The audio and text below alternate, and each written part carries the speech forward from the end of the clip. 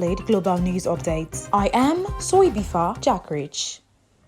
As Taiwan's election approaches next month, it is not only fraught ties with China competing for electors' attention. The candidates are exchanging blows over everything from property disputes to whether drinking whiskey is out of touch. In a raucous and freewheeling display of the island's democracy, Taiwan's January 13th presidential and parliamentary election will define how the Chinese claimed island deals with Beijing, and the subject is indeed a major bone of contention. But it is far from the sole issue debated at rallies, press conferences, and on television talk shows, where the uncensored exchanges are a major construct to China, which says it is a socialist democracy but has been ruled only by the Communist Party since the founding of the People's Republic in 1949. One subject taking much limelight in the Taiwan is whether the childhood home of Lei Ching-te from the ruling Democratic Progress Party (DPP) and currently front runner to the next president according to most polls was illegally expanded by his family in an old coal mining area north of Taipei. Lai has denied anything untoward took place, but he has pledged to donate the tidy-looking house, which using Chinese language wordplay on his name, the opposition have called Lai's rascally check, so it can be turned into a miner's museum. The property ownership of the other two presidential candidates, Hu Yu-hee from the main opposition party, the Kuomintang KMT, and Ko Wen-jae from the small Taiwan's People Party (TPP), have also garnered attention. The DPP have criticized Ko for co-owning farmland illegally turned into a parking lot, and Hu of profiting from renting out a large numbers of apartments his wife owns.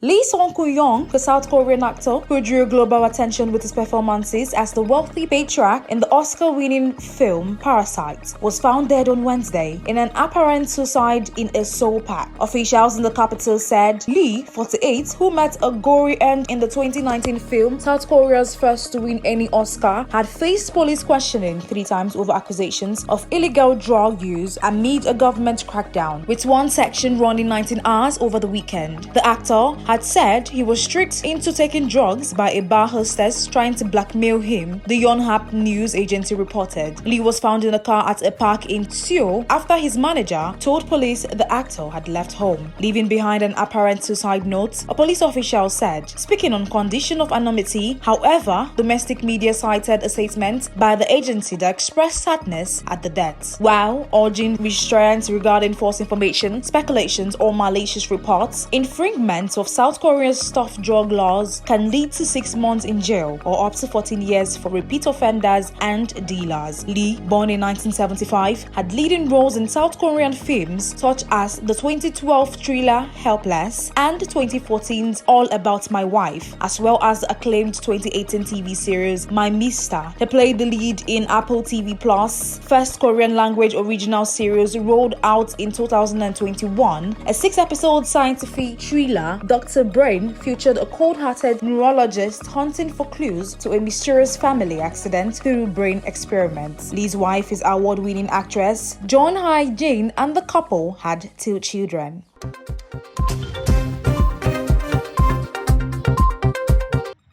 10 people were killed in Australia after severe thunderstorms battered the country's east over the Christmas holidays, authorities said on Wednesday, with tens of thousands of properties still without power. Wild weather lashed the states of Victoria, New South Wales, and Queensland on December 25th and 26th, bringing large hailstones and torrential rains. Strong winds blew off roofs and brought down trees in some of the worst affected areas. More than 90,000 households are still without power. 3 men were killed after a yacht with 11 on board capsized near Green Island in Moreton Bay during the storm, Queensland Police Commissioner Katarina Carroll told reporters. 2 women were found dead near the town of Gympie, about 180 kilometers, that is 112 miles, north of the state capital of Brisbane, after they were swept away in flooded stormwater drains, police said. A 9-year-old girl was found dead after going missing in a stormwater drain in Brisbane's south, authorities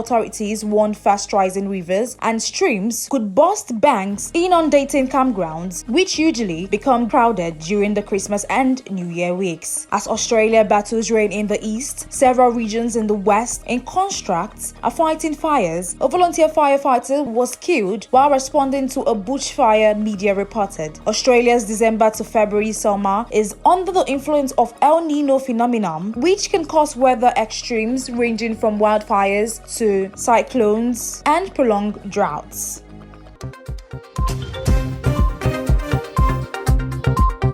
Almost all of Russia's oil exports this year have been shipped to China and India, Deputy Prime Minister Alexander Novak said on Wednesday, after Moscow responded to Western economic sanctions by quickly rerouting supplies away from Europe. Russia has successfully circumvented sanctions on its oil and diverted flows from Europe to China and India, which together accounted for around 90% of its crude exports. Novak, who is in charge of the country's energy sector, told Rossiya 24 State TV. He said that Russia had already started to forge ties with Asian Pacific countries before the West introduced sanctions against Moscow following the start of the conflict in Ukraine in February 2022. He said that Europe's share of Russia's crude exports has fallen to only about 4 to 5% from about 40 to 45%. Speaking about the OPEC Plus group of leading oil producers, Novak said Russia was sticking to its obligations on supply cuts and it saw the Brent oil's price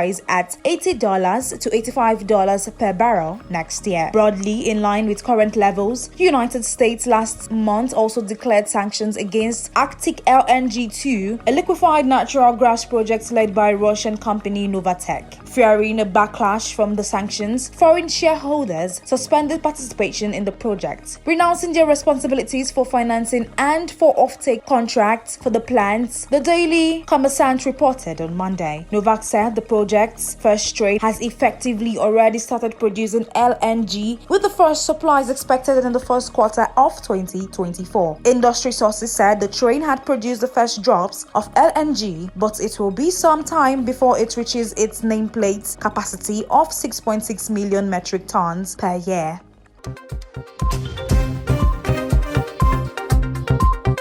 Hundreds of workers in Indonesia's nickel industry staged a peaceful rally on Wednesday to demand better standards of work safety, just 3 days after a fire killed 18, labor groups said, vowing to strike if their demands were not met. However, operations have not been affected at the Morowali Industry Park in the world's biggest producer of the ore, its spokesperson said. Dedi Kanewayan said, adding that company officials were in talks with workers' representatives. The rally has no impact on operations because this is a peaceful demonstration, Dedi added. About 300 workers joined Wednesday's rally, said Kat Singh, the chairman of the workers' union Serikat Pekerja Indonesian Sejahtera, who goes by one name like many Indonesians. The industry park, sprawling over 3,000 hectares, that is 7,400 acres on the eastern island of Sulawesi, focuses on nickel processing, employing 70,000 workers in dozens of companies. Sunday's fire at a nickel smelter furnace owned by Indonesian Tsengsang Stainless Steel, a unit of China's Tsengsang Holding Group, killed 10 Indonesian and 8 Chinese workers. That smelter's operation have been suspended while police investigate the cause of the fire, Dedi said, but others in the pack are running normally. Indonesia's Manpower Ministry will strengthen work safety laws. Deputy Minister Afrainsia Noor pledges Indonesia has banned export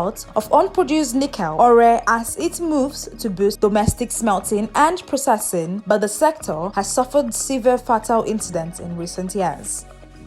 That's the size of top accolade global news updates. You can follow us on our social media platforms as displayed on your screen. Happy Wednesday.